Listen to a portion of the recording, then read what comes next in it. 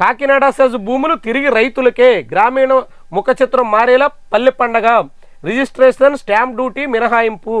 వాస్తవానికి పవన్ కళ్యాణ్ కాకినాడ సెజ్ రైతుల భూములు వెనక్కే అని చెప్తుంది జగన్మోహన్ రెడ్డి విధానం కొనసాగింపు మాత్రమే. ఆల్రెడీ జగన్మోహన్ రెడ్డి హయాంలోనే 2300 ఎకరాలు సుమారుగా భూమిని తిరిగి రైతులకు అప్పగించాలి అని నిర్ణయం చేశారు. ఎందుకు అప్పగించాలనుకున్నారంటే ఆ సెజ్కి కేంద్ర ప్రభుత్వం కేవలం 2600 ఎకరాలకు మాత్రమే అనుమతి ఇచ్చింది. కానీ 10,300 ఎకరాల భూమిని సేకరించేశారు. ఆ 10,300 ఎకరాల్లో సుమారుగా 2,500 ఎకరాల భూములను రైతులు ఇవ్వడానికి నిరాకరించారు. అమరావతిలో ఏ రీతినైతే కొంతమంది రైతులు ల్యాండ్ పూలింగ్లో భూములు ఇవ్వడానికి ససేమిరా అన్నారో, సరిగ్గా అదే స్థితిలో కాకినాడ సెజ్లో కూడా చాలామంది రైతులు, దాదాపు 2,000 మంది వరకు రైతులు 2,500 ఎకరాల వరకు భూమి ఇచ్చేదానికి నిరాకరించారు. కానీ ప్రభుత్వం అవార్డు ప్రకటించడం అంటే వాళ్ళకి ఇవ్వాల్సినటువంటి నష్టపరిహారాన్ని బ్యాంకుల్లో జమ చేస్తారు. వాళ్ళ భూముల్ని ప్రభుత్వం స్వాధీనం చేసుకుంటుంది. ఆ ప్రయత్నం చేశారు. దాని మీద రైతులు 20 ఏళ్ళగా అంటే 2004 నుంచి పోరాడుతూ వస్తున్నారు. ఎట్టకేలకు జగన్మోహన్ రెడ్డి హయాంలో 2022లో వాళ్ళ భూములు వెనక్కి ఇచ్చేసేదానికి నిర్ణయం తీసుకున్నారు. ఏపీ రాష్ట్ర ప్రభుత్వం భూములు వెనక్కి ఇవ్వడానికి నిర్ణయం తీసుకుని సుమారుగా 900 ఎకరాల వరకు ఆ రైతులకి తిరిగి అప్పగిచ్చారు. రిజిస్ట్రేషన్ చేసేశారు. ఆ భూములు మళ్ళీ రైతులకు అప్పగిస్తూ రిజిస్ట్రేషన్ చేసేశారు. మిగిలిన 1,500 మందికి సంబంధించినటువంటి భూములు ఇప్పుడు పవన్ కళ్యాణ్ చొరవతో ఈ కాకినాడ సెజ్ సంబంధించినటువంటివి వెనక్కి ఇచ్చే ప్రయత్నం జరుగుతోంది. ఇంకా ఎన్నికల ముందు హామీ ఇచ్చారు. జగన్మోహన్ రెడ్డి హయాంలో ఇంకా ఇవ్వకుండా నిలిచిపోయిన భూములన్నీ వెనక్కి ఇస్తున్నాం అంటున్నారు. ఇవ్వడం మంచిదే, దానికి అభినందించాలి.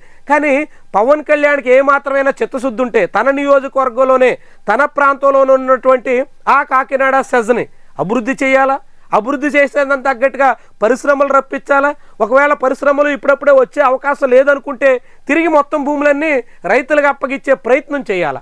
అది పవన్ కళ్యాణ్ చేస్తే ఆయనకి చాలా చాలా మంచి గుర్తింపు వస్తుంది. లేదు జగన్మోహన్ రెడ్డి హయాంలో నిర్ణయం తీసుకున్న వాటిని కొన్ని భూములు మేము ఇచ్చి మొత్తం కాకినాడ సెజ్ రైతాంగాన్ని ఉద్ధరించాం అని చెప్పుకుందామంటే అది ఉపయోగకరమైనటువంటి పరిస్థితి. ఇంకా ఈరోజు అది ప్రజాశక్తి పత్రికలో రాశారు.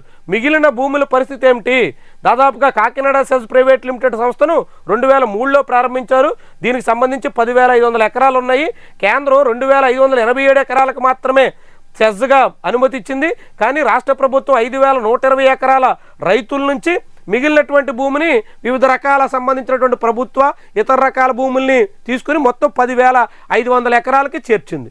ఈ భూముల్లో మరి మిగిలినటువంటివి ఇప్పుడు అంతా కలిపి 2,500 ఎకరాల భూములు రైతులకు ఇస్తుంటే మిగిలిన 7,500 ఎకరాల రైతుల పరిస్థితి ఏంటి? ఆ రైతులందరూ భూములు ఎన్నాళ్ల పాటు పడావుగా పడి ఉండాలి, ఎన్నాళ్ల పాటు ఖాళీగా ఉండాలి. అక్కడ పరిశ్రమలైనా రావాలి. పరిశ్రమలు వస్తాయని చెప్పి రైతులకు ఆశ పెట్టి మీ పిల్లలకు ఉద్యోగాలు వస్తాయని చెప్పి భూములు తీసుకున్నారు. ఇప్పుడు ఆ భూముల్లో పరిశ్రమలు రాకపోయాయి, భూములు ఖాళీగా మిగిలిపోయాయి. 20 ఏళ్ళగా, 1 ఏడాదో 3 ఏళ్ళలో 10 ఏళ్ళలో 15 ఏళ్ళలో కాదు, 20 ఏళ్ళు దాటిపోయింది. 2003 నుంచి 2025 అంటే 22 ఏళ్ళు. 22 ఏళ్ళగా భూములు ఖాళీగా కనిపిస్తున్నాయి. మరి అలాంటి భూముల్లో ఇప్పటికైనా పరిశ్రమలైనా పెట్టాలా, తిరిగి రైతులకైనా ఇవ్వాలి. అది పవన్ కళ్యాణ్ చేయాల్సింది. ఎందుకంటే ఆయన సొంత నియోజకవర్గం పిఠాపురం, అదేవిధంగా పక్కనే తుని అసెంబ్లీ నియోజకవర్గ పరిధిలో ఈ కాకినాడ సెజ్ ఉంటుంది. దానికి సంబంధించి ఆయన ఆ పని చేస్తే నిజంగా కాకినాడ సెజ్ రైతాంగానికి ప్రయోజనం చేకూర్చున్నట్టు.